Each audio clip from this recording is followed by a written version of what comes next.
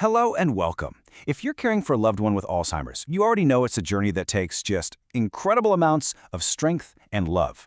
So, in this explainer, we're going to break down a really practical guide to help you navigate all the challenges and, just as importantly, find the rewarding moments in this role. And our starting point has to be understanding the sheer scale of this commitment. First, let's just start with a number. 5 years. According to the CDC, that's how long many caregivers can expect to be in this role. This journey, it isn't a sprint, it is absolutely a marathon. And that is exactly why understanding the road ahead and preparing for it is so critical, both for you and for the person you love. So, where do we begin?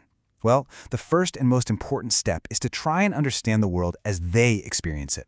You see, Alzheimer's is a progressive disease, which really just means that the challenges you face today might be very different from the ones you'll face tomorrow.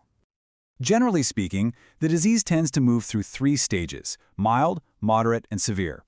Now, it's really helpful to think of this not as some strict, rigid timeline, but more like a roadmap.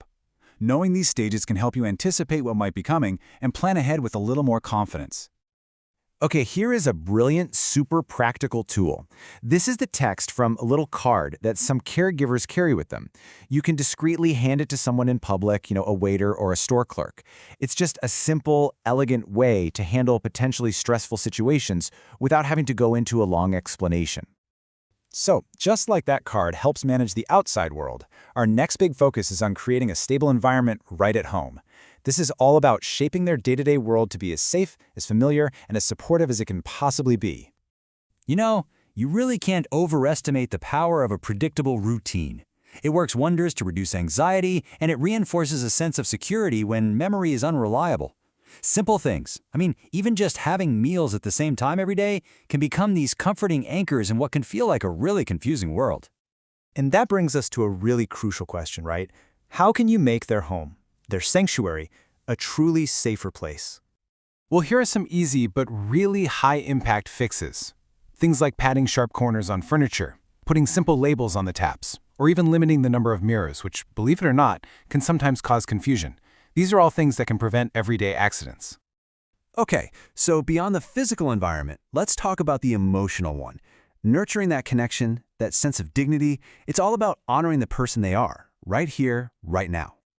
Honestly, tiny little shifts in how you communicate can make a world of difference. Simple things, making eye contact, holding their hand, and always including them in the conversation. It respects their presence and reminds them that they are still them. This disease can really chip away at a person's self-esteem, but you can help rebuild it. Try focusing on the things they can still do. Look at old photos to remember a life full of amazing achievements. Even just helping with grooming can help them feel so much more like themselves. All right, next we have to tackle something that, it can be tough, but it's absolutely necessary, and that's planning for what's ahead. Taking care of the legal and financial stuff early on is truly an act of care because it protects their wishes down the line. The cornerstone of all this planning is often something called a durable power of attorney. Now, it sounds like a lot of legal jargon, I know, but put simply, it's a legal tool that you arrange with them while they can still participate that gives you the authority to make critical decisions when it becomes harder for them to do so. So, when you boil it down, these are the big 3. That power of attorney for ongoing decisions, a will for their estate, and a living will to make sure their medical wishes are honored no matter what. Getting these things in place, it just provides so much peace of mind for everyone involved. And that brings us to our final section. And I'll be honest, it's arguably the most important one, because the focus here is on you, the caregiver. The core message this: self-care is not selfish. It is not a luxury. It is an absolute necessity. Just let that sink in for a second. This quote really says it all, doesn't it? You've heard it before, but it's true. You cannot pour from an empty cup. Your well-being is literally the engine that drives their care. And please, think of it this way. Self-care isn't one more thing to add to your endless to-do list. It's the very thing that makes all the other to-dos possible for the long haul. It's what stands between you and total burnout. So what does this actually look like in practice? It's not some abstract idea, it's an actionable plan. Talk to someone about how you're feeling. Ask a friend to sit with your loved one for just 1 hour so you can take a walk. Prioritize your sleep, and please, be kind to yourself. You're going to have tough days. That is okay. Nobody's perfect. So as we close out, I I want to leave you with this final thought. And don't just read the question, really try to answer it.